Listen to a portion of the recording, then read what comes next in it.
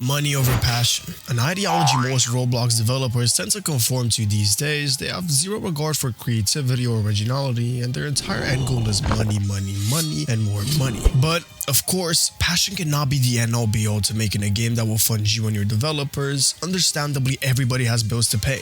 But does that call for relying on game passes that give unfair advantage, letting people skip the entire process of a game, or literally motivate young impressionable children into developing a gambling addiction? I wouldn't like to believe that. So where did this motivation originate from?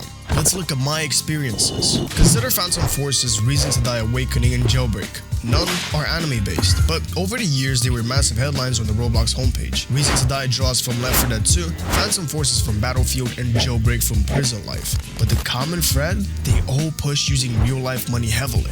These aren't just add-ons like skins or customization, they're game changers. In Phantom Forces and Reasons to Die, you can buy top weapons with Robux, skipping the entire concept of experience, and it goes from getting better to buying yourself to the top, which brings us back to today. So, from a 6-year time frame, have things gotten better?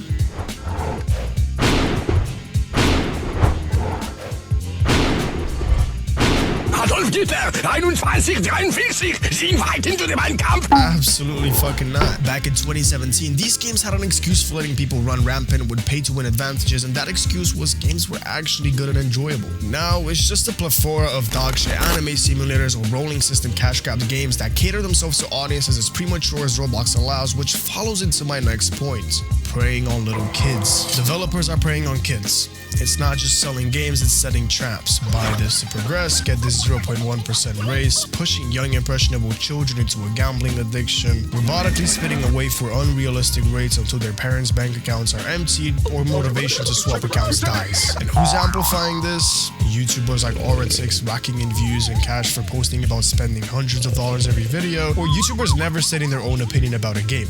No individualism, just pure dick eat for personal benefit. I could count on my fingers the amount of YouTubers who didn't condone spending money on games like Jujutsu Infinite and Holy War X, or even thought about mentioning how, hey, despite being a cool game, maybe you shouldn't spend $250 on a Lego game. It's just not financially moral. This isn't about persuasion, it's about blunt influence. The real cost of this goes beyond drained bank accounts. It's about responsibility and the moral duty to protect young, impressionable minds from these financial pitfalls. I've been there, spending $700 on a single transaction, a harsh lesson in financial literacy and the pressures to conform. As adults, it's our role to shield children from such predatory practices and guide them towards making more informed choices. We are moving into an age of category. Everybody feels the necessity and need to belong to a group, whether that's through wearing designer clothes or having the rarest Fortnite skins. Kids will go through this process before fully individualizing themselves, and some end up never getting out of it. These games and YouTubers are exploiting that need. It's not just unfair, it's predatory. Content creators with their content devoid of any personal opinion or unique flair. They're stuck in a loop of the same old content. Originality's out of the window and creativity at death's door. Take a look at SwiftEFG's recycled footage. Effortless editing, Kai can't even bother changing up his own sound effects. His irritating tone-deaf voice and recycled style, it's more than just lazy, it's failing the audience craving something new. In conclusion, the landscape of Roblox anime games is a stark reminder of what happens when profit eclipses passion. We've journeyed from a world rich in creativity and innovation to one overshadowed by financial incentives and predatory practices. This isn't just about games, it's a reflection of deeper issues within our digital culture, where the innocence of youth is exploited